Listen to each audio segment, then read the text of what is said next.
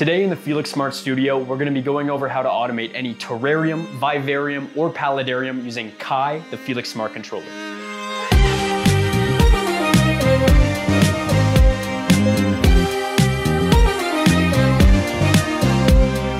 Now, Kai makes automation simple, utilizing environmental parameters to help your pets and plants thrive.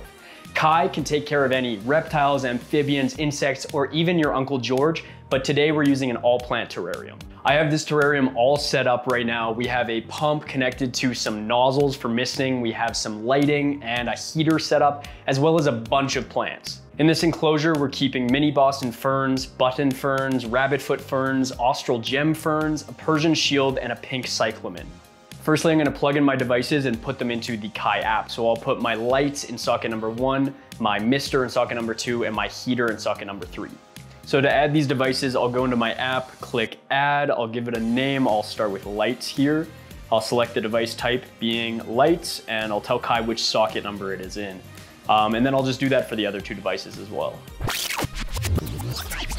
Now I can add in my environmental measurement tools, and the Kai Terrarium kit actually comes with an air temperature and humidity sensor, as well as a ground moisture and temperature probe. When I plug these into the USB ports, they show up automatically in my application, and there's actually no limit to the amount of probes and sensors that I can use with one controller.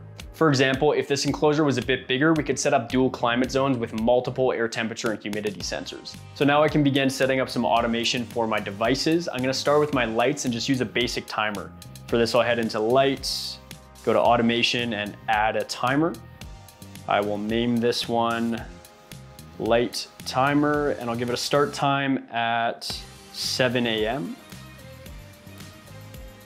and an end time at 5 p.m. And I'll keep that on every day of the week, but I could get a little more technical if I wanted to. So I'll save that. So now I'll set up some automation on my misting. I'm gonna use a bit of a different technique for this one. I'm not gonna use a timer, but I will head in, go to automation, and click add a cycle. I will name this one my misting cycle, and I will make it active for 2 minutes, not 2 hours, every 4 hours. But you can see this clock change if I were to have it active for 3 hours, for example, which of course I don't want it misting for 3 hours, but it is responsive to show you what's going on there. So then I will enable my start time to be from 6 a.m. and my end time to be much later, let's say 8 p.m. And I'm just doing this so that it's within hours that we're gonna be around the office and not going directly in the evening. Of course, we're not here at 6 every day and leaving at 8, but just a bit of variability. Now my cycle will mist this for 2 minutes every 4 hours within the allotted time frame. I'm also gonna set up some emergency automation with my misting system to make sure that certain parameters never fall out of range. So I'm gonna go to the events tab, click add an event, and set up one named emergency watering. And I will turn on my misting system when my ground moisture level is less than, let's go 15%. And now my ground moisture level will keep my misting system in check. Lastly, I'm gonna set up some automation on my heater using a function called sensor control. So I will head into my settings, go to automation, and click into sensor control. I will name this one heater control. And what this is going to do is automate the heat in my enclosure based on the temperature values.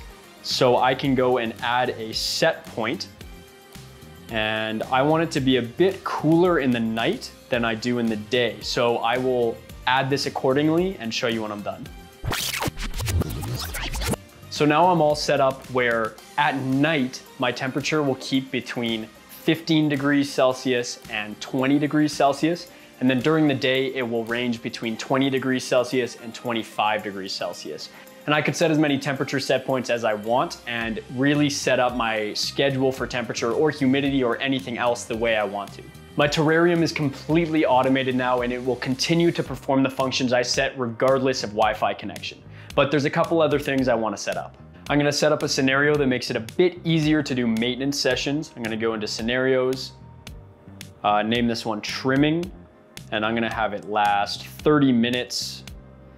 And I will make sure to turn my lights off I will turn off my misting and I will turn off my heating for this period. And this will basically just prevent me from getting misted in the face randomly while I'm trimming the plants. Once the scenario timer is up, all my devices return to normal operation, so this prevents me from making a mistake and not turning something back on. I'm also gonna set up a notification quickly for one of my sensor values. It is very important to me that my air temperature does not drop below 13 degrees, so I'm gonna set up a notification under the alarm title here that says, check terrarium air temp when my air temp is less than 13 degrees. Perfect. Now I will get a notification pushed to my phone whenever that happens, and I will be able to take action right away. I'm gonna plug this camera in as well and put it into the top of this enclosure, and that will allow me to check in from anywhere, stream my setup, and time-lapse the growth of this system. And that's how easy it is to automate your terrarium, vivarium, or paludarium with the Kai Terrarium Kit. Kai makes it easy to care for pets and plants, keeping them happy and healthy, giving you peace of mind through total control. We hope you enjoyed watching this video, and we'll see you later.